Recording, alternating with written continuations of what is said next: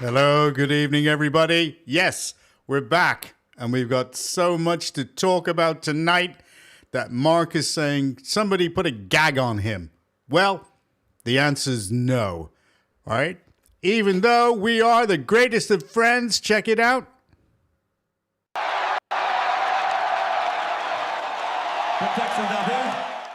And there he is. There's the man. See the England flag?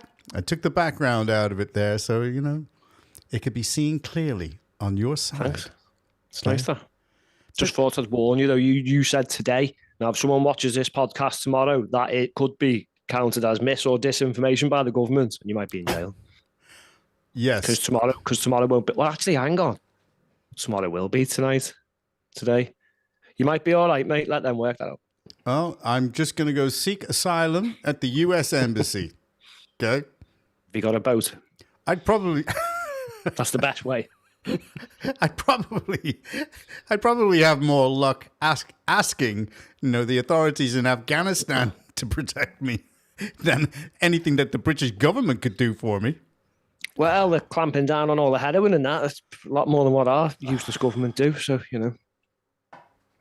Well, in the news.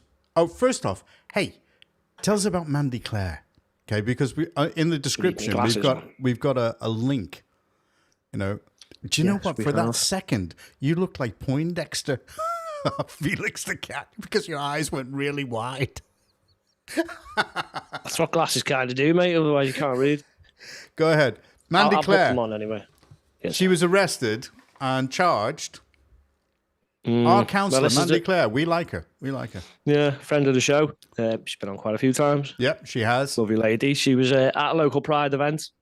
Now, she was trying to ensure that safeguarding measures that she'd pretty much forced the council to introduce were being upheld. And somewhere along the road, ended up being arrested. Obviously, play the game, can't comment on her innocence or guilt until the whole case is settled. But I'd like to put a crowdfunder. I think actually you said there's a link in the description. To a crowdfunder, and she's doing well. Yeah, it's for her legal. Her legal fees.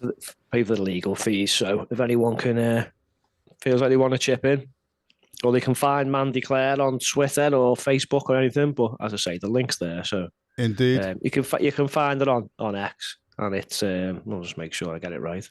She's a good lady. Mandy Clare Turf on X, or she's on Facebook. Well, as I say, the link's in the description, so if anyone can donate, that'd be great. Okay, super duper. She's got a plea hearing on Friday in the morning, so we'll give an update when we find out what's going on. But indeed, I think I know how she's pleading, but I will leave it until Friday. Well, I don't think that you could be called a little pleader. I've been called a little something or other, but I've never been called that. Well, hey, talk about the cheapness of the pharmaceuticals in the US. They've been ripping off the US public for ages, and guess what? Trump has given them 60 days to get sorted, and he's come up with a dastardly plan. And what has he said? Hang on. I know. Before you do, I know. Last time he gave someone 50 or 60 days, he dropped massive bombs on them. Is that what he's going to do?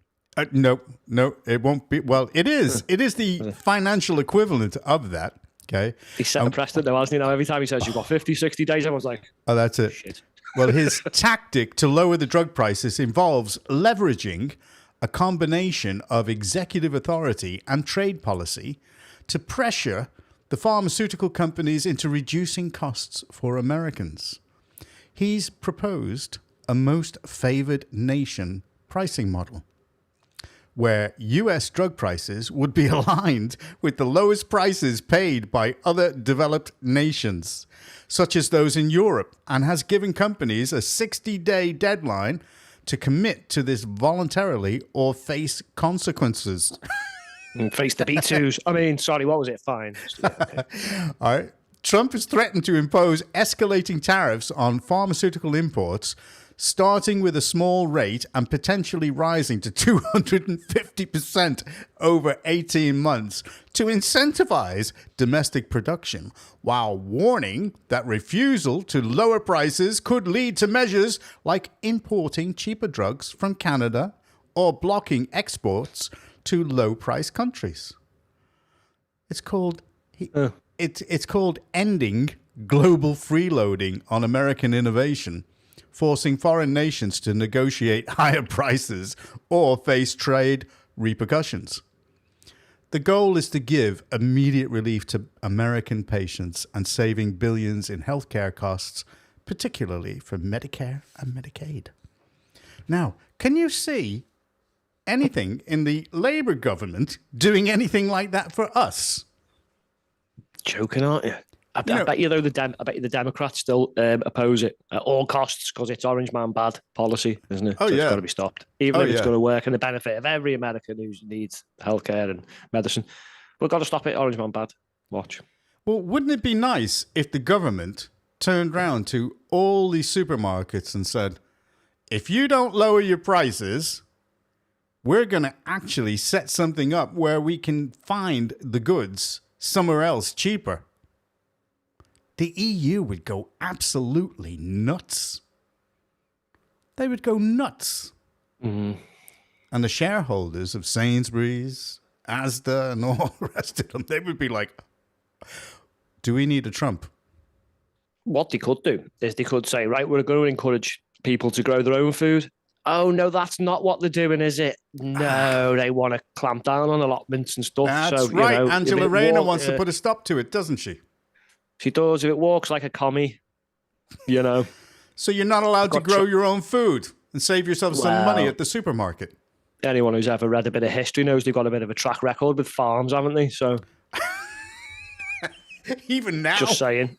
Even now, that's the same. If it walks like a commie, John. Then, God. Yeah, Let us remind everybody of your political party. Oh, yeah, I've got some new policies coming maybe next week. Okay. Yeah. I just thought, didn't I? We haven't got enough parties beginning with re, so I thought we'll go with remove. I did save a couple. We had re-immigration, didn't we? Indeed. We saved retard for Jeremy Corbyn's party. So Indeed. We're they're going to do millions in and zero out. We're going to do zero in and millions out. So. Well, let's start off the show with something funny. This is an English comedian doing well in the States. And you don't hear him. Go on. You keep on saying that before you do this, before you die. Go on. I know, I'm cheeky. Go on, finish, and I've just got a little. Well, this guy actually does better in the States than he does over here. And he is so funny. Go ahead. What were you going to say? Have you just noticed, like, what's happened to comedy? It hadn't really dawned on me, and I've been thinking it a little bit, but was at the cinema, and it was like save comedies, and there was literally like it was advertising, like is it a new Naked Gun film? Some one of them ones, you know. It is. Fella used to Liam Neeson is in one, isn't he? That's the one. It might not be Naked Gun. It could be something else. It is Naked Gun. And I thought, hang on. So then I thought, oh, comedy films, and I thought. And that was the problem. I was thinking of some, and I couldn't think of any unless I went back years. So then I thought, well, it must still be on the telly because I don't watch telly. And I'm thinking, no, they've all died, man. All the sitcoms we used to get, Faulty Towers, Only Alf Garnett. Everything was just hilarious. Yeah, in its time. But now, did the family sit around and Love watch Thy Neighbour? Having a good chuckle? Do they? Is there anything funny on the telly anymore? Because that's when I switched it off in about 2014, 15. It was absolute garbage. There was something with Lee Mack that was funny, and the rest of it was shit. And also, you got to be able to go back. I mean, Brian Connolly, with Larry the Loafer. I know, but and I don't watch telly anymore. But I don't hear of anyone talking about these great sitcoms and these great funny films anymore. So yeah. Comedy, bring it back, save it. Go on, sorry, anyway. Have a listen to this guy. Yeah, I think he's funny. I grew up I was raised in like a poor working class community. I was the first in my family to go to Waitrose. And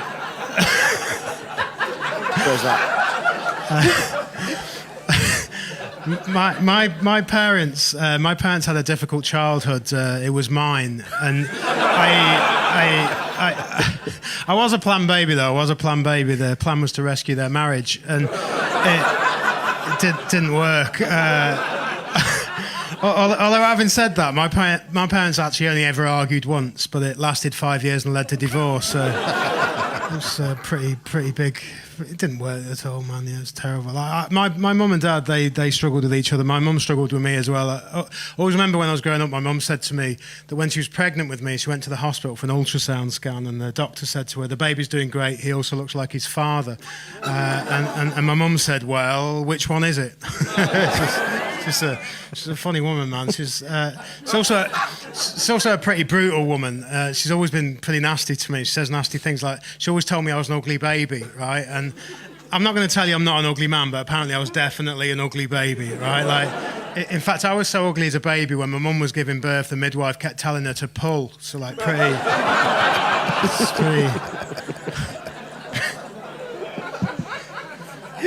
Yeah, that ugly. Like I say, my mum's always said hurtful things to me. She's done it forever, man. Like, I don't remember what it was she said to me the day I was born, but I didn't speak to her for about a year.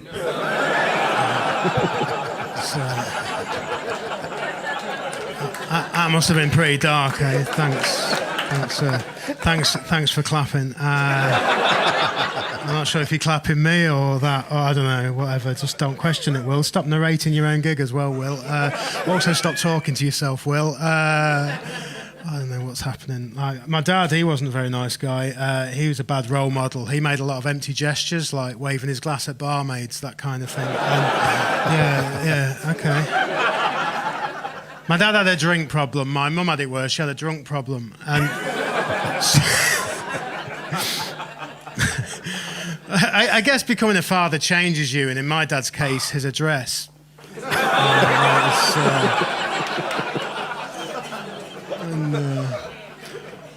I think Eddie Murphy was like a father to me because I didn't know him either. I'll be honest, he's good, isn't he? Yes. If anybody, they can go find him on the web. I'm not going to give his name out. Let people just go out and have a look at him. Anyway, let's move it on. Right? Yeah, Check if you this want out. Comedy now, John, you have to go to a comedy gig. Yeah. It's just, I don't know. It's just crap on the telly, I guess, isn't it? Well, here's Georgie Porgy, and he's having a go over stuff that hasn't hit the mainstream media. Here you go. Two British my messages Army to him. colonels. Now, for those of you who don't know the importance of a colonel is a big deal. Two British colonels is a very big deal. And one unnamed MI6 operative, as they call them these days, spy we used to call them, were all captured in a daring Spetsnaz raid on a Ukrainian military base. The British first denied that the men had been taken, claiming falsely that they were still in London. Then that they were tourists with a special interest in maritime history and were merely touring in the war zone to look at the sites of World War II battlefields. Well, we may well be on the site of World War III's battlefield, but we'll come to that in a minute. Then they moved to demanding that the Russian authorities treat these tourists according to the laws of war and that they be treated properly as prisoners of war. How can people who were kidnapped from a military base be tourists? Because the people who rule over us are thick as mince, mate. That's why. Oh my God. Again, they just lie to themselves because we know they weren't tourists. The Russians know they weren't tourists. They know they're not tourists. The Ukrainians, the only people who are lying to themselves is whoever gave that ridiculous bullshit line, mate. Well, there was a poll about these people that you're talking Was he about. there too? Oh, I thought it was going to say. I thought it was just the English. But go on. Very good. There was a poll taken by BMG, and it's a prediction. if an election was called, like tomorrow or the day after, right, here you go. Oh, don't tempt me with a good time, John. Here you go. That's the seat projection. 31st of July. Leave me glasses on with this one, mate. There you go. Come on, Poindexter. So, ref is reform. Yep. Ooh. 374 seats. Up 369. The Lib Dems. What the hell are the Lib Dems doing? Being able to get 82 seats. Yeah, but that'll be even better. They can, Mein Starmer will be not happy. Well, Labour goes down to 66. The SNP goes down to 46. The Conservatives are obliterated at 38. Good. The left... 38. That's optimistic, isn't it? 38. The left will be that clown we've just showed on a video. Yep. Mr. I've moaned about free speech and all this crap, but still got me blocked. 14. Right. And Plaid Cymru, the Welshies, 6. And the Greens, thankfully, go down to 5. I see what they've done. Because I'm thinking, where's the Islamic pro-Palestine? That's in the left, isn't it? Yep. That's how they've disguised that one. Yep. Okay. So theirs would have been about 5. So they've lumped it in with, I don't know, rejoin the EU and George Galloway. And all right, yeah. I'm telling you now that if it was to happen, I think you'd be pretty close there. I think you would be pretty close. Look at that. What does that map remind you of, John? The result of... oh, yes. Yeah. Brexit. Yep. So it'd be down to the English to save the Isles of Great Britain again, will it? Indeed. I say save. It's reform, so, the jury's out on that one. I was at the supermarket today, and I had a lady in stitches because she was talking with one of the others about the state of the country. And I said, she was complaining about the politicians as well, in particular. Okay. And I said, there's a new T-shirt you can buy. And she said, really? And I said, yep. I said, it's got a picture of Guy Fawkes on the front of it, and on the back saying, you need my number now, don't you? I don't know, he wasn't that successful though, was he? No, but if he give it another go, Do you know what I mean? If at first you don't succeed, try and try again. I mean, I smell a rat with all that. How was he allowed to go put loads of explosives underneath the Houses of Parliament? Have you seen that massive fence around it now? You'd never get away with that, would you? Are they expecting trouble? Well, I expect with that big fence as well. Yes, I tell you what, they could have done. With that big fence. Yeah. Could have just put it on the coast. Yes. South coast. Big fence there would have done the trick, wouldn't it? So is that put new words into taking offence? And no, but that's a new policy for my remove to resituate it. Remove that fence. Yeah, remove the fence from around Parliament and stick it down south to remove the immigrants. There you go. Okay. Well, I don't think Robert Jenrick would get warned by Reform. He might even join Reform, but he's been warned by the Home Office. Check this out. I was astonished when I read this in the Daily Mail this morning. Sorry, the Daily Telegraph this morning. You were basically reprimanded by a top civil servant for daring to tell the British public that certified linked, migrants, let's be careful how to describe them, migrants linked to ISIS and Al-Qaeda had crossed the channel into Britain. Do you think you've done something wrong by doing that? No, absolutely not. Look, I was shocked and angry when I received that letter. If anybody's asking, it was out of sync originally. So there you go. Yeah, it was actually, yeah. Just before you press play, reprimanded by a civil servant. I'm sorry, what? Who? One of these permanent secretaries. He's an elected representative, elected by people, and he's being reprimanded by someone else. Oh, God, you should have told him to kiss it. Oh, you reprimand this. That's what I'd say. Yeah. You're sacked. Yep. But anyway, sorry, continue. I wasn't backing down. I'm not going to be silenced by Yvette Cooper or her officials at the Home Office.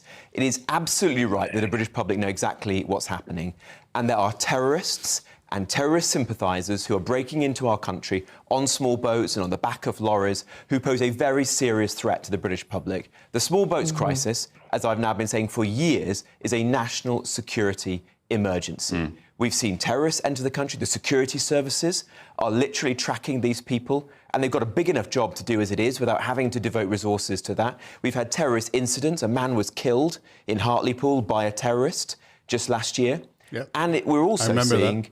states, hostile states like Iran, smuggling spies in through the small boats. This is a very serious situation. The Home Office, frankly, should not be trying to cover this up, but actually tackling it head on to keep the public safe again. Yeah, Right. Okay. So he's stating a few facts. Don't forget, he was a minister, the immigration minister, all right, for what was he in the Conservative government?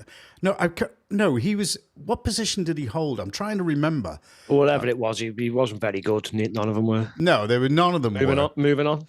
Right. But anyway, he's telling everybody that these people are smuggling in ISIS terrorists.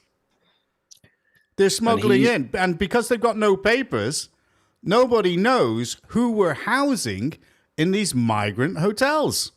And he's being reprimanded. He's being reprimanded, and the likes of Tommy, and the likes of Tommy are being arrested for actually telling people these things. And we'll come to that in a minute. So Yvette Cooper's threatening him with consequences. So are we then to take from that means criminal consequences? Because I don't often back Robert Jenrick up, John, and the Conservatives. But if he's going to be in trouble, then Sky News, Iranian men charged with spying offences in UK were asylum seekers who arrive. Daily Mail. On a lorry. Don't know who that one is, Pool RE, but they all reported on this. 19 individuals, suspected links to Islamic terrorism. This goes on for quite some time. Maybe the EU should always be in trouble. So you got parliamentary questions from the European Parliament. ISIS using migrant boats to send terrorists to Europe. Migration Watch, got to arrest them as well then. Suspected terrorist enter Britain. Like you said, Daily Mail. Manhunt underway after suspected terror cell crossed the channel to the UK on a small boat, then vanish.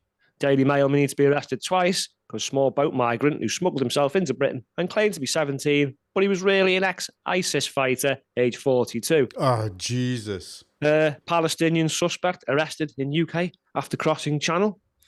Darren Grimes might be in trouble. I'm sure he got this from somewhere. Small boat migrant posted pro-terrorist videos while seeking asylum in the UK. EU again. More than 4,000 ISIS terrorists have entered the EU as asylum seekers 2015. One more, because I could go on all day with this. The Express, huge manhunt underway after 6 terror suspects sneak into UK on, have a guess, small boats.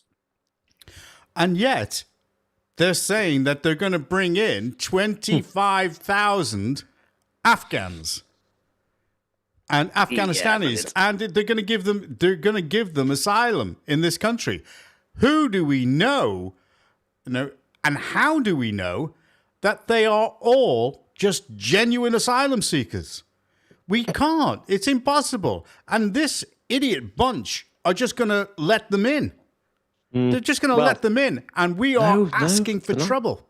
No, they're going to fix it. They said they were going to. One in, one out. Actually, I think she said today only 50 out of over 100 boat migrants to be sent back. So that's not a great amount. No. Let's just hope that the 50 they choose are the possible suspected, alleged terrorist ones. I mean, I don't know how you'd work it out. They're not like they rock up and go, "Hi, I am ISIS," and he's not. Well, here's Matt Goodwin on what he thinks. What he thinks of these Labour policies. Is Matt Goodwin. It's them who should be arrested and in trouble for this. Not the people reporting on it. But here we go again. Deal with the symptoms, you pussies. Go on. Yep. If you wanted to destroy a country and tear the social contract apart, you would do everything that Keir Starmer, Yvette Cooper and the Labour government are currently doing in the UK. You would run an open border policy that nobody voted for, nobody asked for. Correct. You would let more than 170,000 mainly young men from Muslim nations into the country at will. We don't know what they think, we don't know what they believe, we don't know where they're from. What we do know is they've included an assortment of murderers, rapists, and, I should say, alleged terrorists. You would then put those people in the heart of Britain's communities, next to families and children, and watch as some of those men go on to commit truly hideous crimes. like in Epping, where an asylum seeker allegedly sexually assaulted a vulnerable girl, or in Nuneaton, Warwickshire, where last night we discovered 2 asylum seekers allegedly kidnapped and raped a 12-year-old girl. You would then, on top of that, force the British people to pay £5.5 million every day for the privilege of putting those people up in private housing. Billions of pounds over years. You would also watch as private companies like Serco use the British people's money to outbid the British people in the housing market to give landlords more favourable contracts if they take illegal migrants over British people. You would then, instead of controlling the borders, become obsessed with controlling people's speech. I'm not going to stop this guy. I'm going to let him carry on because he's talking sense.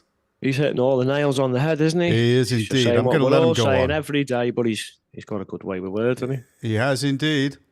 You would launch a new disinformation unit in the UK state, spending your time watching what people are saying on social media rather than controlling the borders. You would then lie and gaslight to the British people. You would tell them that you're bringing down the number of asylum hotels and that you're processing more people than ever, when in reality what you're doing is you're just approving about half of all claims, if not more, and then you're hiding asylum seekers and illegal migrants in the welfare system and in private housing to try and give people the impression you're doing something about it. All the while, you would force the British people to pay billions and billions in pounds to maintain this absurd policy that nobody voted for and nobody wants. Correct. And on top of all of that, every time somebody takes to the streets, because that's now the only way to voice opposition to this policy, you would call them a far-right extremist and a racist. Absolutely. When in reality, the vast majority of those people are mothers, fathers and grandparents who are sick and tired of watching British children being assaulted and abused by people who are breaking our laws. Even killing them. I'm sharing this video because I am genuinely concerned about the state of my country. I think Keir Starmer, Yvette Cooper and the Labour government are pushing this country into the abyss. They are pushing us towards civil unrest. Yep. We need to regain control of the borders, which means leaving the European Convention on Human Rights and reforming the Human Rights Act and detaining and deporting all illegal migrants. That is how you fix this crisis. He's absolutely right. And he's only echoing what you said in a previous cast, which said, we need somebody that's got a pair between their legs to get on with this job. Well, not only did they do that, I priced up an offshore facility on an island far, far away, and it roughly costs what we're spending on all these migrants a year anyway. So if we're going to keep wasting that money, we may as well spend it wisely once. Well, and that covered 5 years, actually, not one. Check this out. Okay, the PM is urging more openness from the police. Okay? He's urging the police to give more information about criminals to rebuild trust. Now, that is this comes after his refusal to give details about Axel Rudikabana to avoid inflaming tensions. So he's now saying this and a big turnaround. And the guy right next to him is the chief constable. Who's that? He's the chief constable, Alex Franklin Smith, who headed Warwickshire Police since September 2024. Now, he actually asked the person that we're going to put on now, George Finch, not to release the details in order to stop inflaming community tensions. Do you know what I'd do? If I was the Prime Minister, here's a novel idea. Rather than putting this story out in whatever crooked press he's gone to, I would get the main culprit, that guy, get him on me Twitter, and I'd tell him, and I'd say, you just got to stop. This is how it works now. And then everyone could see he was actually doing something. This is all weasel words and bullshit. Well, listen to what Councillor George Finch had to say about it. And he was at the same meeting as that that unfortunate lady who is the now supposedly going to be the Justice Minister for Reform if they get into government. But anyway, here's Councillor George Finch. Have a word. Have a listen. This is a story that shocked us all. On the 26th of July, Ahmed Malakil was arrested and then charged later on the 27th Can you play of this July. on double speed? I was made aware of this. He's nervous, incident this guy. on Tuesday, July God, speak a 29th. bit faster. I will be looking into why I wasn't informed immediately. The following day, I contacted the council CEO to inform her that I wished to speak to Warwickshire Police to urge them to release the immigration status of the criminal. The thing is, I was begging for this to be released, screaming, phoning, asking it to be released. I sent an email, afternoon, Monica, the CEO of Warwickshire County Council.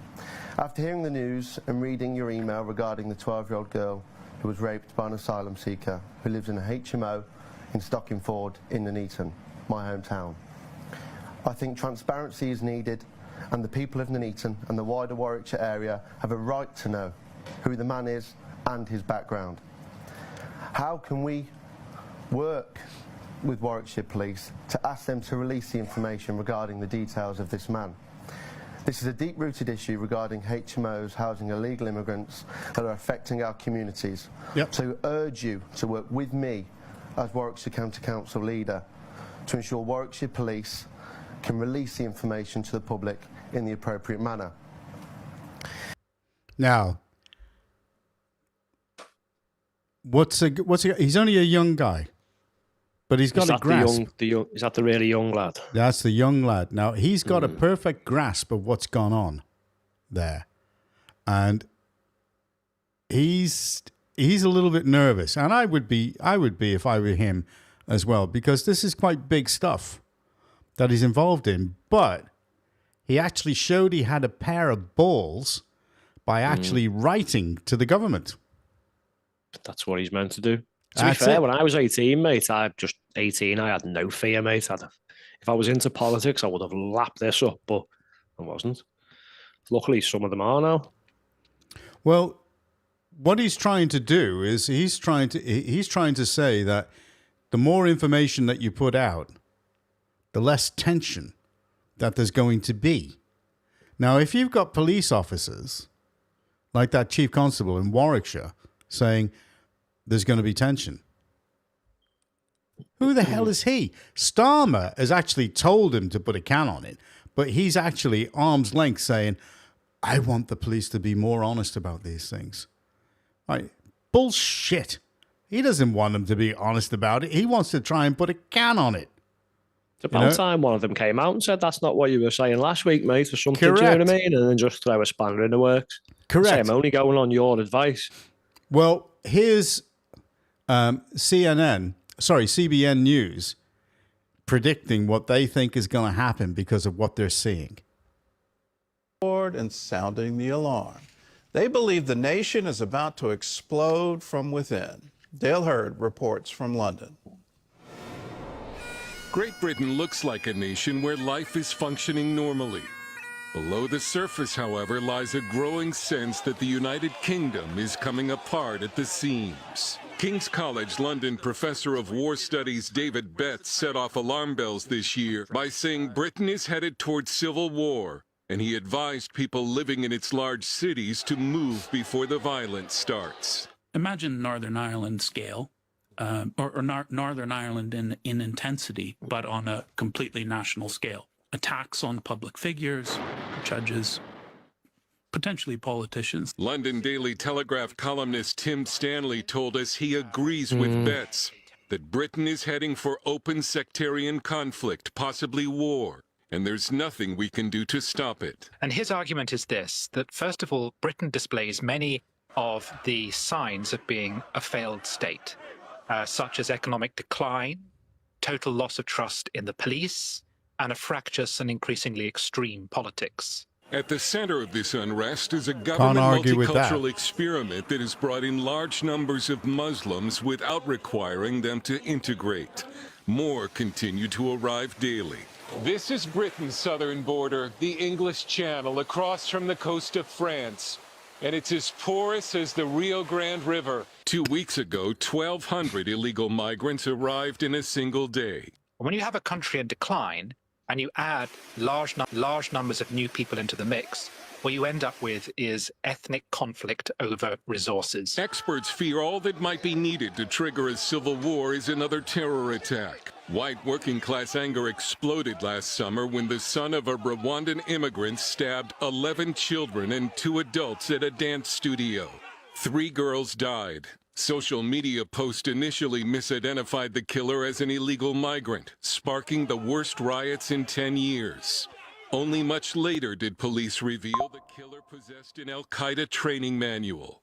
Right-wing and working-class British are also angry over what they claim is a 2-tier justice system that favors Muslims. Last week, this man was convicted of a crime for publicly burning a Quran in a political protest. A Muslim man with a knife who threatened to kill him faced no charges. There you Lucy go. Connolly, a 41-year-old mother, is serving 31 months in prison for a tweet appearing to encourage violence against illegal migrants after the murders of those 3 girls in Southport. She got more jail time than some of the members of this Pakistani sex grooming gang, convicted they for jumped on child that. prostitution and having sex with a minor. Add to this rising crime, Orwellian state censorship, and economic decline in many areas. Academic and news commentator Matt Goodwin. I think there is a widespread consensus in the country that Britain is a nation in decline, economically, demographically, and culturally. There are areas that are just as poor as Eastern Europe, as parts of the developing world, in Northern England, in some of our coastal towns. The perception is, among the white working class, that the state actively prefers ethnic minorities and is funneling resources their way. Some white working class people, they're saying, why is it they get hotel rooms? Why is it they get welfare?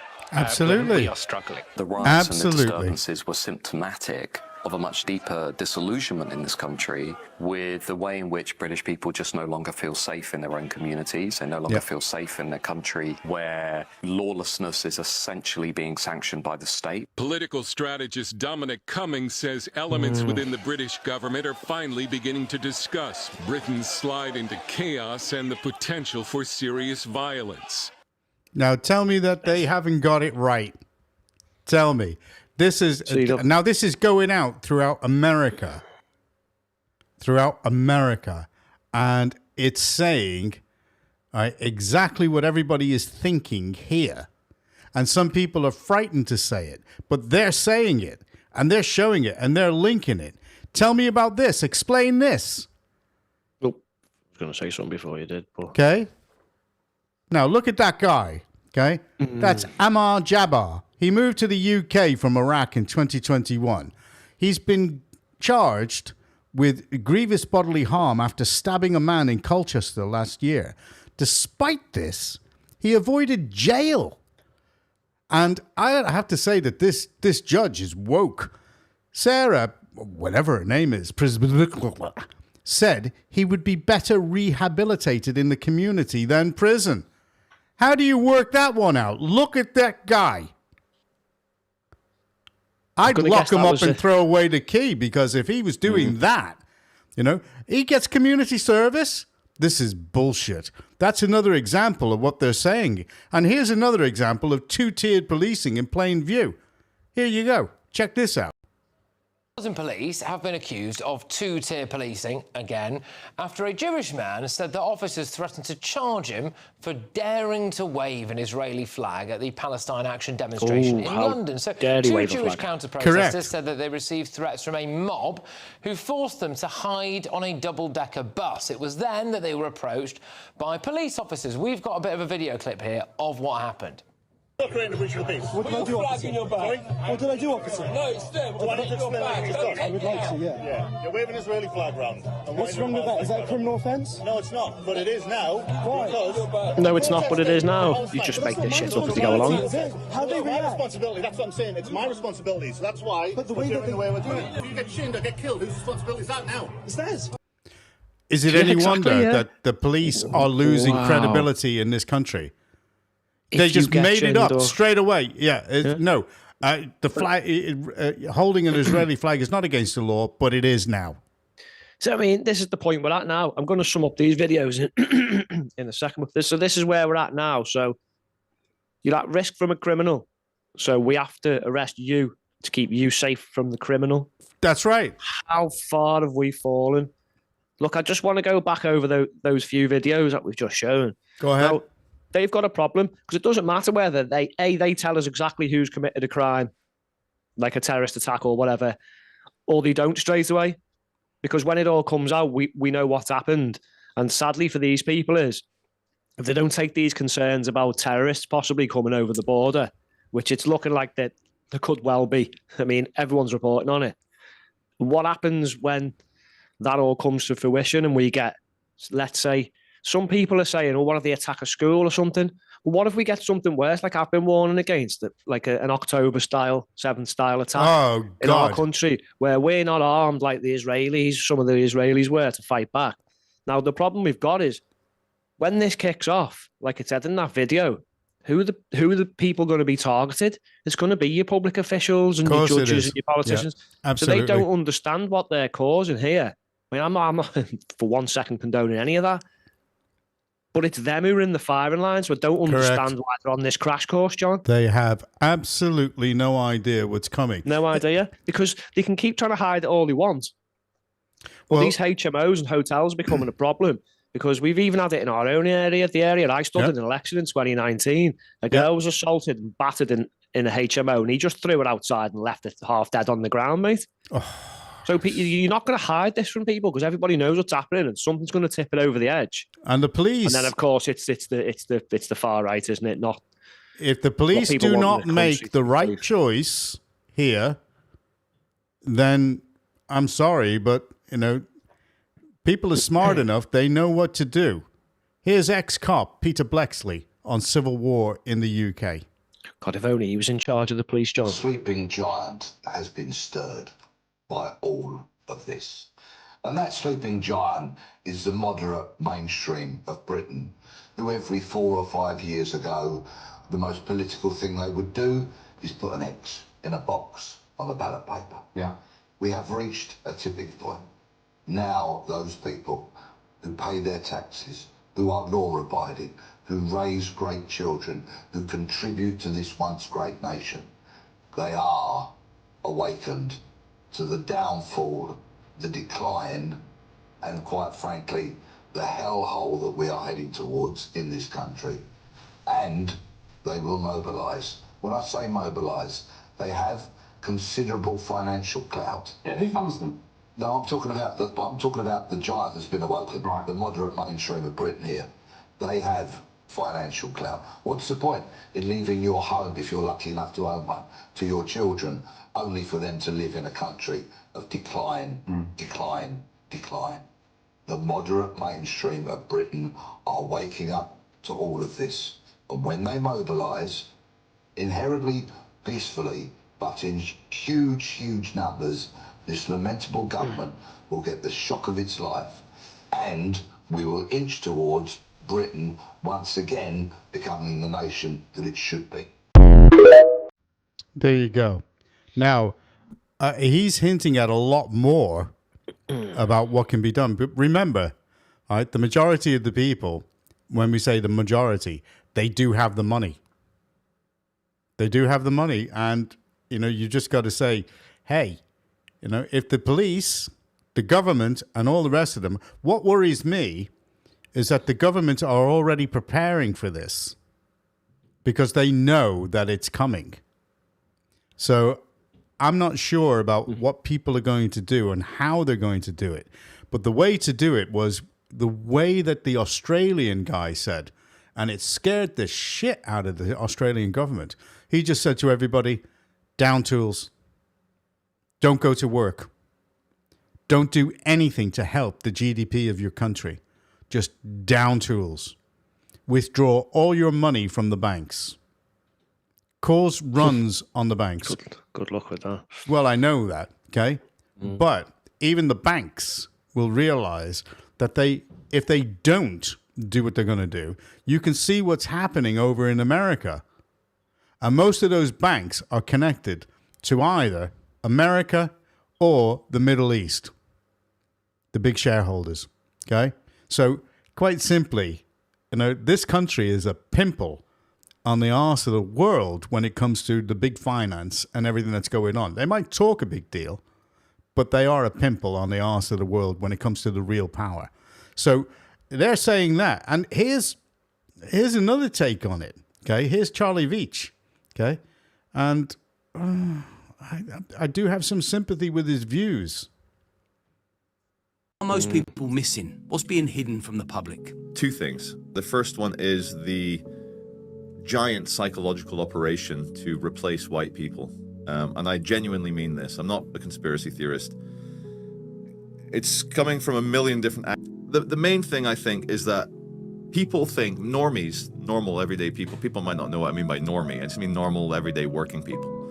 They might think that the amount of ethnic minorities on TV is to make ethnic minorities feel included, is to make them feel happy, is to make them feel part of the culture. But let's say, for example, this country is 10% black and brown, to use simple terms.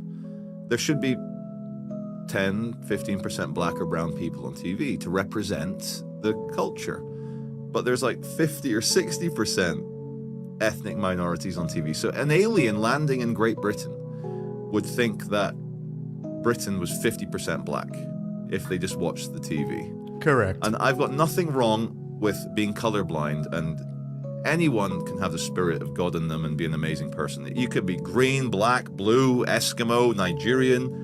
Even Muslims can find God and then become amazing people. Some of them are, obviously. But that's one thing. People are not aware of the replace the whitey is the big vibe. Replace the whitey. For some reason, the rest of the world is ganged up together. And because, for whatever reason, whites have done exceedingly well, culturally, financially. The safest states in America, when you do the analysis, if you ask AI, This is true what now. are the Listen to safest this. states in America? It'll say, New Hampshire, Vermont, Maine. Yeah. And then you say, what states have the highest percentage of white people? It's the same states. New Hampshire. And that used to be controversial, but now everyone can see it. So for some reason, the rest of the world is ganged up on white people because they're jealous. It's envy. The reason why within Judeo-Christianity, envy is one of the deadly sins, because it'll make you do demonic things. And those demonic things is people think it's open season on whites. Whites are the new Jews. You can't do bad things to white people because they deserve it. And that is the demon of envy coming through. So the normies don't realize that the propaganda is coming from somewhere. I haven't been able to pinpoint it. I think it might be a general hormonal thing. The whole world feels together. Like, we can finally take the crown away from the straight white guy, and we will wear the crown, and then the world will be really fair and perfect, and we're not going to ever hurt anyone. So there's that aspect of it. What most people also fail to see is how Islamists are feeling their own momentum, that they're winning. Oh, God, yes. I've got, as I said earlier, a friend. Now, as far as I'm concerned, there wasn't anything wrong with what he said there. That's his observation. And to be honest with you, that's what I'm seeing. Because every time when we actually go to look at something,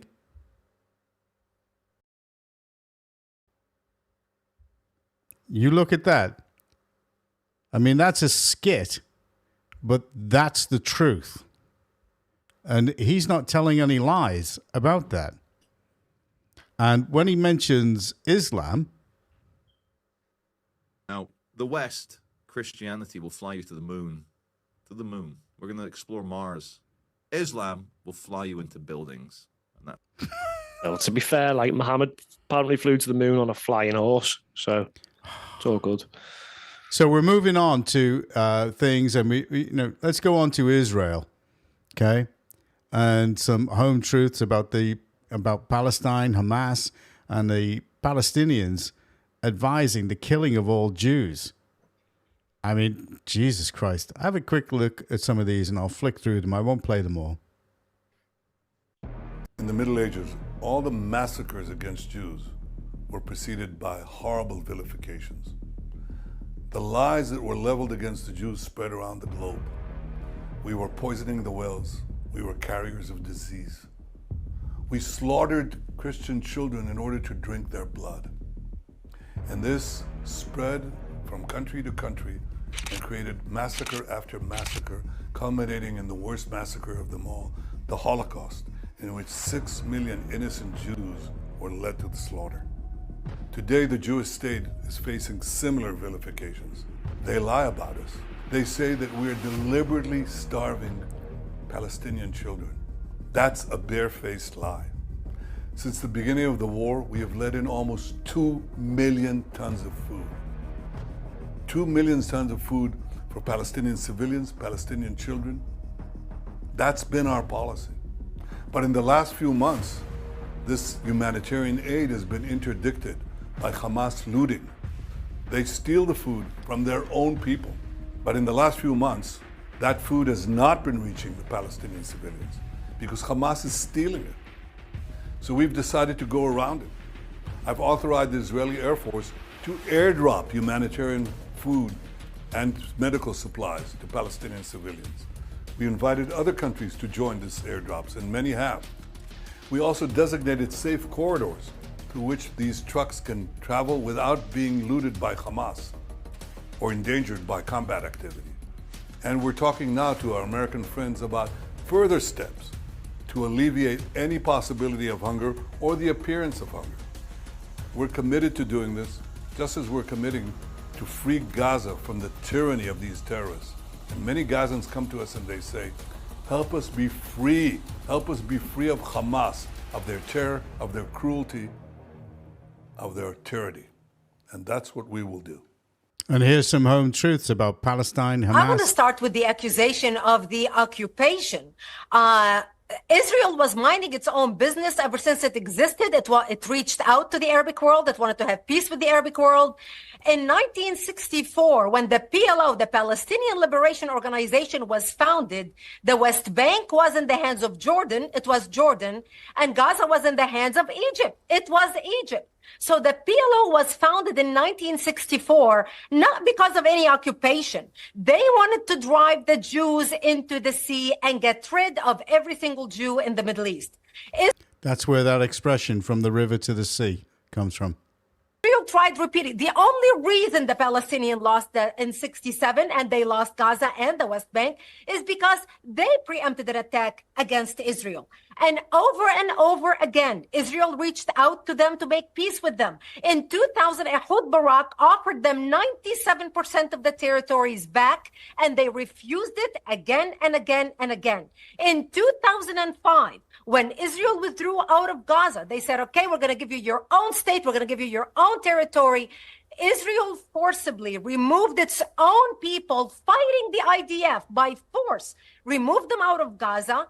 Not only to remove the people, they dug out dead Jews' bones from the cemeteries because they knew exactly what the Palestinians are going to do to the cemeteries. So in 2005, when Israel withdrew out of Gaza, there wasn't one Jew alive or dead in Gaza. They turned over the key to them and said, okay, great. Now build your own place. You are independent. I know people that Israel even left them the greenhouses. Israel was exporting 50 million flowers to Europe in 2004 out of Gaza. The greenhouses, the fruits, the vegetables, the flowers. Mark, they this left them is to the just so Palestinians true. So the Palestinians can start they can have an industry where Even they can Piers support Morgan themselves. is keeping his mouth I know shut. a businessman from New York who even raised $14 million Makes a to change, make doesn't sure it? the Palestinians will be able to get paid salaries as they move over and they continue building the greenhouses. And what did the Palestinians do within 24 hours after Israel withdrew? Not only they destroyed every single Jewish synagogue in the area, they destroyed the greenhouses, ripped out the pipe, and even stole the copper out of the pipe. There you go. And this is this country is talking about, giving them a separate state. Listen to what these bastards. There's no state to give them, though. I know that. Listen to what this guy says. You've got to hear this. There's going to be no state, mate, because it sounds like the Americans are going to come in on the ground, possibly, to secure it all once Hamas have eventually gone. It's going to be no state. Listen, how can you do business with these people? Listen to this. This is true. بالسكاكين امعطوا رقاب اليهود كلها تقف على العرق من هان 5 شيكل تشتري لك سكينه واضيه مضيها وهنا على طول حزه 5 شيكل 5 شيكل انك تذل دوله. See what that guy's saying? How can you deal with people like that? He's actually showing them how to cut the heads off Jews. Okay? And here's another one for a message for LGBTQ plus for Palestine in this country with these stupid idiots that are supporting them. Check this out. شعبنا الفلسطيني المسلم لا يرضى أن يكون لوطي واحد يجاهر بفاحشته. هل ترضون أن يكون على أرض القدس وفلسطين لوطي واحد؟ هل ترضون؟ Noise. ولا يرضى Listen to what he's saying. أن توجد مؤسسات للفاحشة ومقدماتها على أرض فلسطين المباركة الطاهرة، ولا يقبل أن تمس أحكام الشريعة بنقص أو تبديل، ولا يرضى بالمناهج المناهضة لأحكام الإسلام. فاقتدوا يا مسلمون برسولكم صلى الله عليه وسلم. And that's what they're importing over here. They're importing that, and that's Islam. I mean, and you tell me Islam is peaceful and compatible with this country? And we've got these stupid LGBTQ plus for Palestine people in this country, right? Not realizing these people, once they gain any foothold in this country, you're finished. They'll start to throw you off the top of buildings, you absolute idiots. You know, I don't understand. You know, how can they be taken in so much? You know, and tell me, where is the king? Where's the king in all of this? Like he's going to get involved in any of this. I mean, just to be fair to both sides, I mean, if you listen to some of the stuff the Israelis sing at football matches, mate, it's probably just as bad. But at the end, no, that's in their equivalent of a church. Yeah, I know. Yeah, but I'm just saying the Israelis sing horrible stuff and all. I'm not excusing what these are doing. But the simple thing is, I'm John, not having that. Because you mean you're not having it? That's a fact, mate. They sing "Kill the Arabs" at football songs, and that's a fact. No. I'm not talking about that. They may do that. They may sing that. This guy is the equivalent of a vicar in a church telling them that it will not be tolerated. Now, how is that going to go down in this country if they allow Islam to take over? How? Because we are more of a tolerant country. And yes, I know that you're taking the middling road and what you're saying. Oh, no, I'm not taking the middling road. I'm just saying it comes from both sides. One a lot worse than the other, to be honest. But the be all end all, this is just like history, mate. There's conflicts over land. Yeah. And unfortunately, the one that wins the conflict keeps the land. That's how it's worked for thousands and thousands of years. And that's how it's going to work again. Okay, well, and people bouncing around on protests isn't going to stop any of that, is it?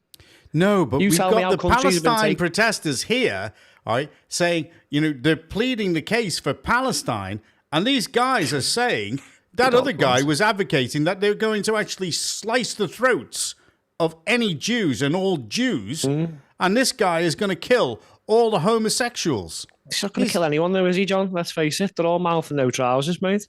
Well, let's see it. Okay. Well, they had the little go 2 years ago. They've been getting their asses handed to them ever since, and all they've done is cry about it, mate. Okay, I frankly can't wait for this to end, to be honest, because it's a distraction we don't really need. We've got enough of our own problems, and you know what's coming next, don't you? Well, they're already coming, aren't they? The Palestinians, mate. Yeah. We have to have the world's dregs for all these wars, even if we've been involved in them or not. Yep, absolutely. Well, here's the king being criticised by Calvin Robinson. I am appalled at King Charles, actually. Just this week, he was praised for hosting Ramadan meals and LGBTQ plus lectures in Windsor Castle. Hopefully not at the same time and hopefully not on the roof. But I'm appalled that he will constantly promote Islam, constantly promote liberal ideas and policies. But the moment someone dares say anything conservative, he leaks these messages that he's disturbed or concerned or appalled. Like, who are you? You do not represent the people of Britain. You don't have our best interests at heart. You are not there for the citizens. You are so disconnected from what's going on in your own country that I think we need to readdress the titles that the king has, actually. By the faith of God, the King of the United Kingdom. No, not by the faith of God. Defender of the faith. No, not a defender of the faith, or at least which faith is he defending? Because he spends all his time promoting Islam these days. I wouldn't be surprised if he converted. And you're right, Dan, that the country is at breaking point. We're on the brink of something. I think it may very well end up being violent, but the king doesn't seem to recognise that, or he doesn't seem to care. His time is up. I wish he would. I agree. But my main concern is I'm not sure that Prince William would be any better. I think the monarchy is falling apart due to liberalism. This idea that he spent his lifetime promoting tolerance and compassion. Tolerance is not a Christian virtue. We should not be tolerant of evil. We should not be tolerant of people invading our borders. Correct. We should not be tolerant of people raping our sisters and daughters. We should not be tolerant of people taking over our country. These things need a push back against. In times gone by, the king would be at the forefront. He'd be the first one out on the battlefield with the banner in his hand, for goodness sake. Now what do we have? Sausage fingers sitting there thinking, oh no, the orange man's going to say bad words. Get out. Give up your crap. I'm telling you, he's right. He is right. This king has got to go. And I'm not sure about William either. But see, the fact of the matter is that we need to become a republic. That's it. End of story. And I don't care about the Constitution. We need to become a republic, and we need somebody with executive powers to be able to come in and do something. Otherwise, it's got to be Donald Trump for king. I'm not even going to start talking about Charles now because this podcast will go on for about 3 hours, mate. But maybe we do one next week because I've been working on something about Charles and Islam and that, so we can spend some time on that. I'm sick of that guy. I mean, he's doing nothing for the people of this country. Nothing whatsoever. He's so disconnected, it's not funny. And he's cosseted. And I don't see any reason why. Okay? We need an Oliver Cromwell to go in and tell him to go kiss everybody's... Anyway. Right? Well, anyway, the main story of the evening. Okay? Tommy. Okay? Tommy. Just when you think it's over and then off they go again, eh? Indeed. Here we go. Now, he was interviewed by Rebel News. Here you go. He was, but before you play that, he obviously... I can't walk these streets. Right. Oh, go on. Go on. No. Go on. No, I thought you were going to play... It's all right. I thought you were going to just play it from the bit I asked you to, but... Oh, I'm sorry. Where do you want me to play it from? Tell me. Oh, no, well, I was going to talk about what he's been recently arrested for, but if they're going to explain this bit, that saves me doing it. Yeah, well, he explains it, and then we'll move it on, because I've also got the things that he's been arrested for, so that you can actually explain it as people are looking at it. Okay? So I was going to explain I'm right there with you, Stats. I've got your back, Stats. That saves me some breath. I'll save that for later. I've got your back, Stats. There you go. But in the nicest possible way, of course. Thanks very much. Because something's going to happen. So that I don't know what to do, man. But I just want a plan for United Kingdom, September 13th. I want everyone to be there. Get these as well at nationware.co.uk. It's almost too much to believe. All right, they didn't explain what I was going to explain. I was arrested for other charges. Go ahead, you explain it. I was just going to say, everyone's probably heard already, but obviously he was picked up by the police, wasn't he, for this assault in the train station in London. Obviously, he says when everyone sees the actual footage from the CCTV, then it should all blow over. Yeah. I like his optimism, and I'm glad he says he's got a copy of that CCTV, because I know what they probably wanted to do with it, but that wasn't all, though, he was arrested for when he returned to the country. They've snuck something in as a little surprise, so we'll let him explain. Well, okay, here we go. Yes, they So you got these just yesterday? They arrested me. These are I was arrested under caution, questioned about 3 tweets. Ezra Levant here with Rebel News. I'm with Tommy Robinson. At about 1 a.m. last night, we got the good news. He will not be detained by police in regards to an incident at St. Pancras train station a week ago. Tommy, first of all, it is so good to see you free and in your natural habitat. Back to the start, I was worried. Say what, kid? That looks like it's gone back to the start, mate. We needed it 21 minutes. Okay, no problem. Here we go. 47 seconds to be precise. There you go. That was it. Yeah. 21:47, just where it was before when I said stop. And then it must have gone back to the start. There you go. Hundreds and hundreds and hundreds of thousands, maybe even millions. The UK has really transformed. In the last 6 months, I think things have changed. In the last week, I feel like there's so many organic rallies and protests against these migrant hotels. A year ago, it would have only been rallies that you and other sort of full-time activists would have led, but now it's ordinary people rising up. Country's awake, mate, and it's mums coming It's out amazing everywhere, to see. and mums that were thinking You need a something bit and when now he's saying talking it. about the tweets, John. Cat's out of the bag. Yeah. 21 minutes, 47 seconds. Well, that's where I'm at. 21:48. We were at it. We were at it when he pulled the piece of paper out when we stopped. Should have just probably let him saying it, really, but because it's a long interview if you don't. Well, just to help you out there, okay, here it is. Here are the tweets. Go ahead. It's better if Tommy explains it, mate. I can't really see them. If you just Okay. get it to 21 minutes, 47 seconds, he I literally have done. explains I have it. done. I can't So- be walking these streets. Right. Yeah, Because just leave something's it from gonna there, happen. that's it. So that if that, like, yeah, I don't know what to do, man. But I just want a plan for United Kingdom, September 13th. I want everyone to be there. Get these as well at nationware.co.uk. Yeah, that's the It's right almost too much to believe. There you I go. was arrested for other charges yesterday by the So Metropolitan you got Police. these just yesterday? They arrested me. These are I was three- arrested under caution, questioned about 3 tweets. Okay, so I need to find that. Ezra Levant here with Rebel. Tweet. 21 minutes, 47 seconds. I mean, arrested for tweets. I mean, here we are again, aren't we, John? So you've got He then Robert comes at me. Jenrick Now, he's not a small bloke. getting He's the not a small warning. bloke. He's probably 18 stone. And then you've got now Tommy being arrested for tweets. Yep. We'll Yep. wait till you hear what they are. I mean, I know a few other people like Dan Wotton that I played this earlier. but- Police cars everywhere, and I'm thinking, when now come. Well, I'm sorry if you're worrying, but I did go to the exact position that you said. They would say, Yeah, someone who 21 knew me minutes, 5 years 47 ago, they went and knocked at his exactly door, and where as it he was, answers the mate, door, when they got I long lens hit camera. stop. Then he gets a bit of paper out. And then he reads through the tweet. Has not actually to the King's Council. The fact that you've Let the public decide me on the second which we have. spoke to the firm, Because they've, I'm in a position where I literally have to defend myself. it's a £10,000 hit.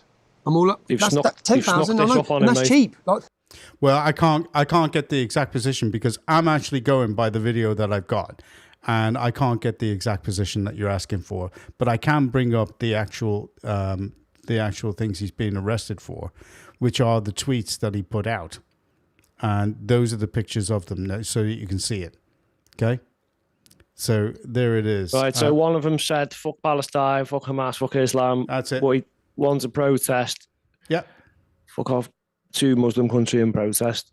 Now, the other one, he copy and pasted something from the Daily Mail article, which said that there was a school somewhere and all the children in the school, or the majority of them, their first language was not English. Even arrested for this. So not for the original apparent alleged crime of assault. Now this he was arrested for the assault in the train station, which he's been bailed for, and he was arrested for these tweets as well. But they've got no real evidence because he's already said online that basically the video evidence is there, so the police do not have anything. But let's see. But for this, they're getting him on this. I mean, these are tweets that he's saying he didn't personally put them out on his social media. That's the people running his social media. Yeah. So that's going to be a little bit of a sticking point. Are they going to now... I think I see where they're going. You're the publisher. Yeah. We're going to treat X as a publisher. You've published this under your name. Yep. So therefore, you're responsible. So basically, Tommy's under the illusion because what they've said about the Daily Mail is it's either... obviously, someone got hurty feelings, or it's dis or misinformation. Well, what is it? So if the Daily Mail have put that out, and then you repost it, It was from 2024. So apparently he's saying the police like, no, this is old news. So it's dis or misinformation. Depends whether he did it purposefully or not.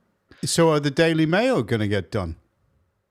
Well, as we said before with the Robert Jenrick, is there now certain people who can report the news and certain people who can't? Yeah. Because that's a bit more two-tiered, isn't it? So you've got the Daily Mail who can, yet Tommy can't repeat their stuff a year police later. are more Otherwise, that's frightened of misinformation. The police are more frightened of the Daily Mail because the Daily Mail have got more money. All right. So it's as for simple as instance, that. Say that because they say, well, the information will be different now. Yeah, he's right. It might be different now. There might be even more kids and more schools with children whose first language is not English. Yeah. And then the bit I wish we'd have played that video because he explains it so well. These did a bit about London changing, and it used to be, this is the street where all this stuff used to happen, and the original Cockneys were. And they've said to him, so these girls from, I don't know, Bangladesh and these hijabs, are they not Cockneys then? Yeah. And Tommy's just in tears laughing. Like, what the hell is this? Yeah. So you're saying someone's not a Cockney, therefore now you've got to be arrested. They're not integrating. We're at the point where you can't relay the information you've seen on the news because that's a crime. No, I'm they're sorry, trying what to kind of- shut down all certain dissent. people. It's certain people, though, isn't it? Because other people they'll come for other people as well. No, it was the one Dave Atherton. Yeah, he was also arrested for that exact same meme with the Hamas thing, right? And he was let go for no evidence, none whatsoever. You think No, free it's speech, fear tactics. People are That's all saying, it is. "Well, we're on a what did Thingy call it before? A decline, a downfall." You are joking. We've hit rock bottom. This is absolute tyranny. I mean, free speech is dead. It's been dead for a long time, John. How many people do you think are arrested for social media posts and things online? Go on, do your bit, stats. Well, are there we stats. go. I need my glasses for this bit. Free speech is dead, all right. Go on, Poindexter. So we'll go back to 2016, the Times. 3,395 arrested for online speech in 2016, with half of them prosecuted. So we go more recently. AI guesses roughly, based on the latest year's data, the amount of people arrested can be between 7,000 and 12,000 a year. 2022, and this isn't dis or misinformation. This is the Ministry of Justice data, so you can blame them for this one, not me.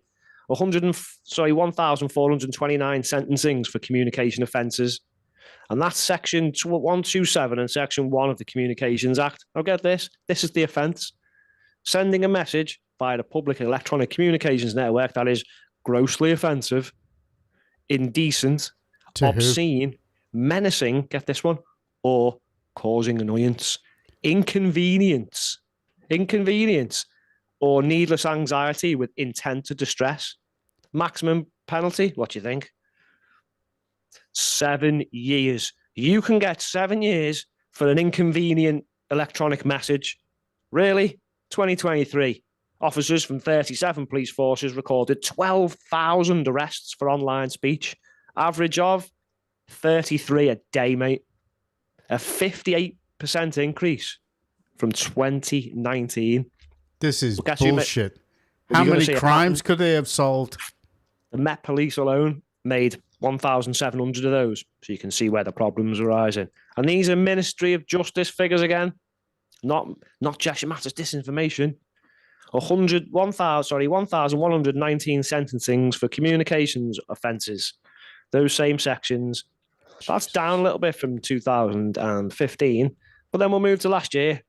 Hard to find the data. It's funny the way they've got all the data for the literally profile children from school about race, ethnicity, gender. Absolutely. But when you come here, they can't find any. But the Times reported 1,160 prosecutions for malicious communications.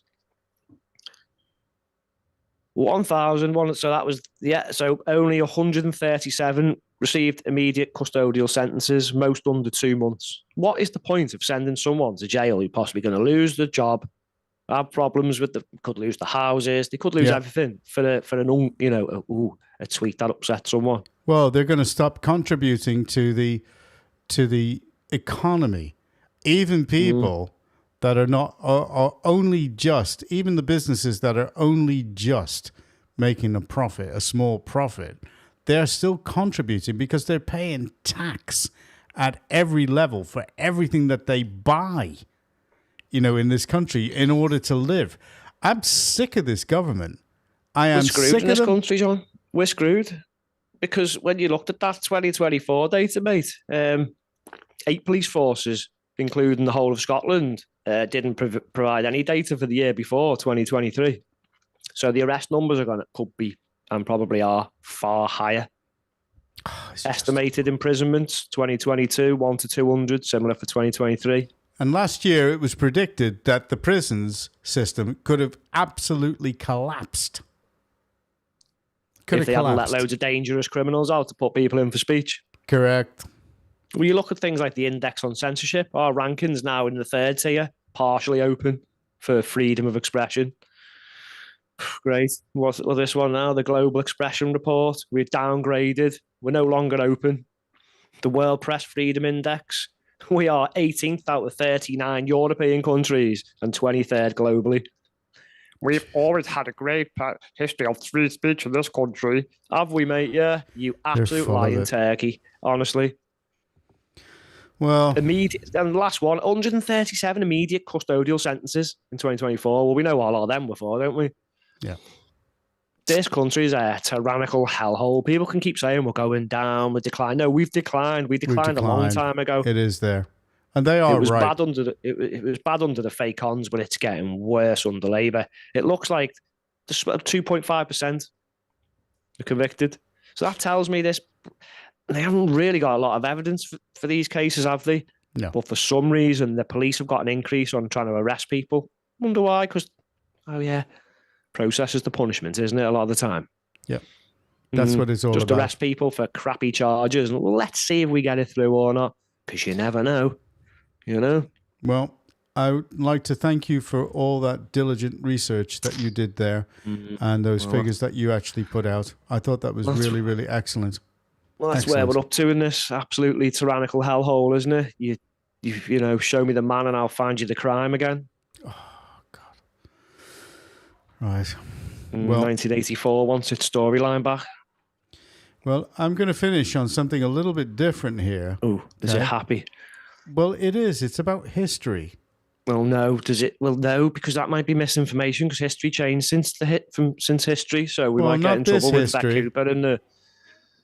Not this history. Apparently, in my ancestry, I'm Black connected. people built Britain. No, I'm connected to one of the people who were there, right, at the Hospitallers. And this is a nice little piece for everybody to finish on, to let you think, well, yeah, there are some good things in the country of what's been done, despite that little hook-nosed piece of work in London. Okay? But here it is. Don't even get me started on him. Thank you very much for your time. Thank you very much to all our listeners that have stuck with us. Okay, here we are. And thank you, Frankie, for your comment. Okay. Here we are. This is... What's he saying? Can you not show it? He said, look at the map. All reform in the Northwest. Dickheads in Liverpool still gone Labour. Jesus. Yeah, I don't think that's going to last. No, I don't think so either. It's great comment, though, Frankie. Make or break time. Yeah, it was. Great comment. So here you have it. This is St. John's Gate, a little bit of a history lesson. And we'll finish on this. Here we go. And yes... one of my ancestors, Sir Oliver Starkey, was the last English knight at the Siege of Malta. And he was the right-hand man. Did he lose? They got out, and they got everybody out. They got everybody out. If he was the last one and he got out, that's some going on, isn't it? He did it against the Ottomans. Here you go. Did he ask for... If you live in London... if you ever walked past this and wondered what it was, I'm in Clerkenwell. And just off this busy main road is a Tudor gate built for warrior monks. This is St John's Gate, originally built in 1148 as the main entrance to St John's Priory, the English headquarters of the Knights Hospitaller, often referred to as the Knights of St John. These were religious warriors. They Just were definitely had to recognised for refurb wearing that. black cloaks with white crosses. They protected pilgrims and cared for the sick. There would have been grounds of a huge priory. From right here in Clerkenwell, they ran hospitals, recruited men for crusades and managed lands across England. Needless to say, they were one of the richest religious military orders in Europe and therefore extremely powerful. What I find amazing is this is where we directly get St John's Ambulance from. They still use the emblem of a white cross on a black background. But the story doesn't end here. We're lucky. It's not After Henry misinformation. VIII shut down the monasteries, this guy had a very unexpected life. And I'll tell you more about that in the next video. If you're finding my history videos fascinating, please consider giving me a follow. I really appreciate it. Thank you.